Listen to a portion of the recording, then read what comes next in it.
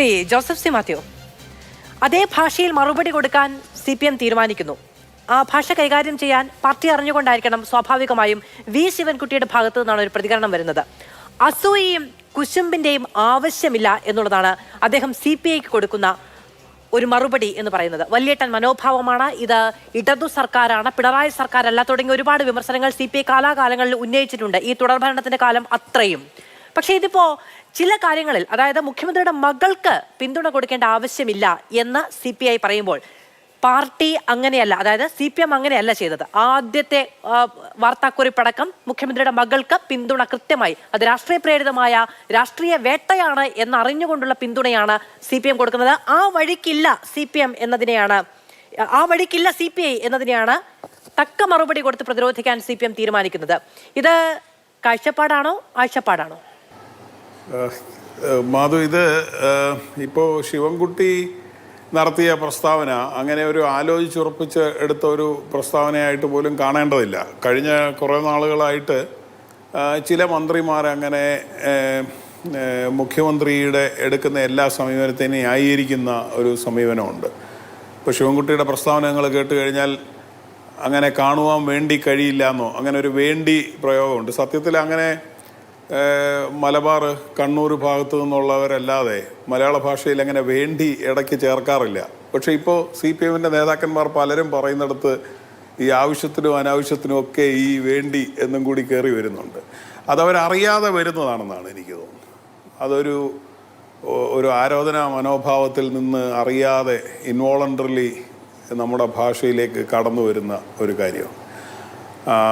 ഇത് ഇപ്പോൾ ഇവിടെ സംസാരിച്ചത് ബിനോയ് വിശ്വം ആദ്യം പറഞ്ഞ അദ്ദേഹത്തിൻ്റെ വ്യക്തിപരമായ അഭിപ്രായത്തിൽ നിന്ന്, അല്ലെങ്കിൽ സെക്രട്ടറി സ്ഥാനത്തിരുന്ന് അദ്ദേഹം നടത്തിയ അഭിപ്രായത്തിൽ നിന്ന് ഒരു തിരുത്തൽ CPIയുടെ ഉന്നതതല യോഗങ്ങൾക്ക് ശേഷം പാർട്ടി സെക്രട്ടറി എന്നുള്ള നിലയിൽ അദ്ദേഹം പറയുമ്പോൾ അദ്ദേഹം വ്യക്തമായ ഒരു കാര്യം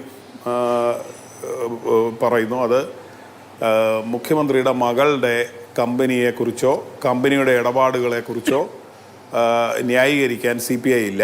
പക്ഷെ മുഖ്യമന്ത്രി ഞങ്ങളുടെയും കൂടി നേതാവാണ്, മുഖ്യമന്ത്രിയെ ഞങ്ങൾ ന്യായീകരിക്കുകയും ഡിഫെൻഡ് ചെയ്യുകയും ചെയ്യും. ഇതാണ് പാർട്ടിയുടെ നിലപാടായിട്ട് അവർ പറയുന്നത്. CPMഉം ഇപ്പോൾ അതിന് മന്ത്രി ശിവൻകുട്ടി പറഞ്ഞത് എന്തെങ്കിലും പറയാനുണ്ടെങ്കിൽ LDF പറയണം, അല്ലാതെ പുറത്ത് പറയുകയല്ല ചെയ്യേണ്ടതെന്നാണ്. അദ്ദേഹത്തിന് കാര്യം മനസ്സിലാകാത്തതുകൊണ്ടാണെന്നാണ് എനിക്ക് തോന്നുന്നത്. ബിനോയ് വിശ്വം പറഞ്ഞത് CPIയുടെ നിലപാടാണ്. CPMൻ്റെ നിലപാട് പത്രക്കുറിപ്പിറക്കുമ്പോഴും അവർ LDFൽ ചർച്ച ചെയ്തിട്ടല്ല CPMൻ്റെ നിലപാട് ഇറക്കിയത്. CPM രണ്ട് കമ്പനികളുടെ ഇടപാടാണെന്ന് പറയുകയും CPMൻ്റെ സെക്രട്ടേറിയറ്റ് പ്രസ്താവന പുറപ്പെടുവിക്കുകയുമാണ് ചെയ്തത് ന്യായീകരിച്ചുകൊണ്ട്. അപ്പോൾ CPM ഉന്നതതലത്തിൽ, വളരെ സാങ്കേതികമായി നമ്മൾ പറഞ്ഞാൽ CPM ഉന്നതതലത്തിൽ ചർച്ച ചെയ്ത് അവരുടെ പാർട്ടി ഒരു നിലപാട് സ്വീകരിച്ചു.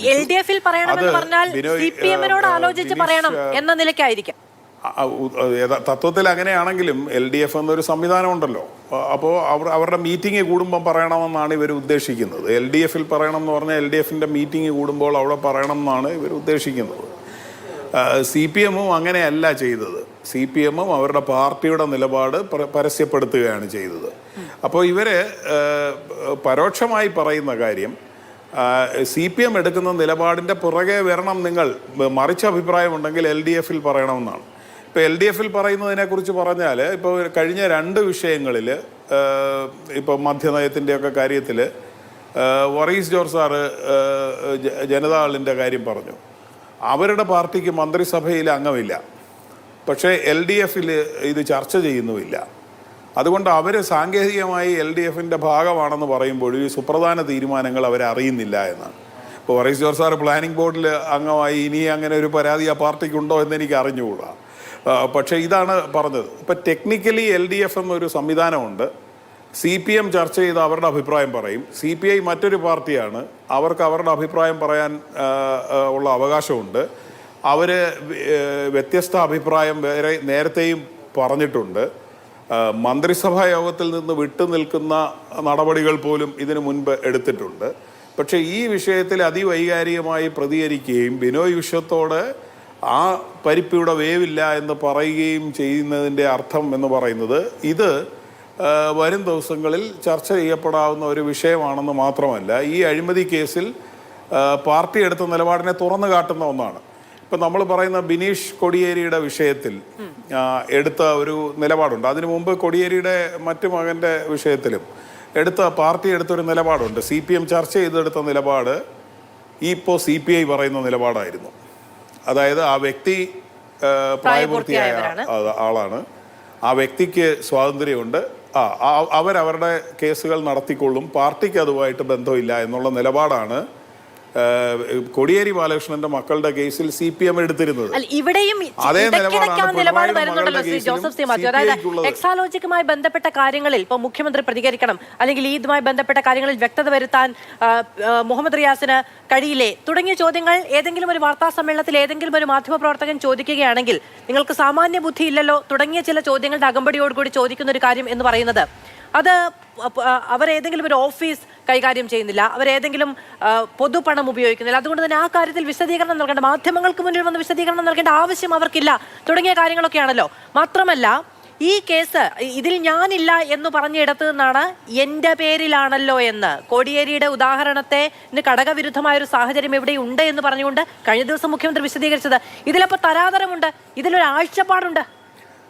അത് വളരെ ശരിയാണ്. അതായത് ഞാൻ ആദ്യം വിശദീകരിച്ചത് മുഴുവൻ ടെക്നിക്കലായിട്ട് CPI സനദർ പാർട്ടി അങ്ങനെ സാങ്കേതികമായ കാര്യങ്ങളാണ്. പക്ഷെ പൊതുജനത്തെ സംബന്ധിച്ച് പ്രധാനപ്പെട്ട കാര്യം ഇപ്പം മാധു ചൂണ്ടിക്കാണിച്ചതാണെന്ന് ഞാൻ വിചാരിക്കുന്നു.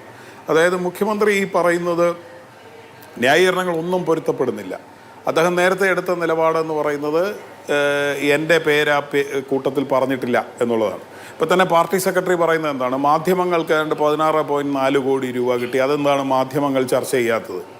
അപ്പോൾ മാധ്യമങ്ങൾക്ക് കിട്ടിയതുകൊണ്ട് നിങ്ങൾ മൗനമായിരിക്കണം, പ്രതിപക്ഷത്തിന് കിട്ടിയതുകൊണ്ട് പ്രതിപക്ഷം മൗനമായിട്ടിരിക്കണം, ഞങ്ങൾക്ക് കിട്ടിയത് ഞങ്ങൾ മൗനമായിട്ടിരിക്കും എന്ന് ഒരു പരസ്പരം ഒരു ധാരണയിൽ നമ്മൾ സിനിമയിൽ പറയുന്ന പോലെ കോംപ്ലിമെൻറ്റ്സ് എന്ന് പറയുന്ന പോലെ ആക്കാനാണോ ഇവർ ശ്രമിക്കുന്നത്? ഇവർ പറഞ്ഞുകൊണ്ടിരിക്കുന്നത് ഈ PV ഞാനല്ല എന്നാണ് അദ്ദേഹം പറഞ്ഞത്.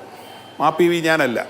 ആ PVയുടെ മകൾ വീണ തൈക്കണ്ടിയിൽ ആ PVക്ക് കിട്ടിയ മേജർ തുകയുടെ ഒരു സബ്സെറ്റ് ബാങ്കിങ് ചാനലിൽ കൂടെയും വാങ്ങി എന്നാണ് സെറ്റിൽമെൻറ്റ് ഉത്തരവിൽ പറഞ്ഞുകൊണ്ടിരിക്കുന്നത്.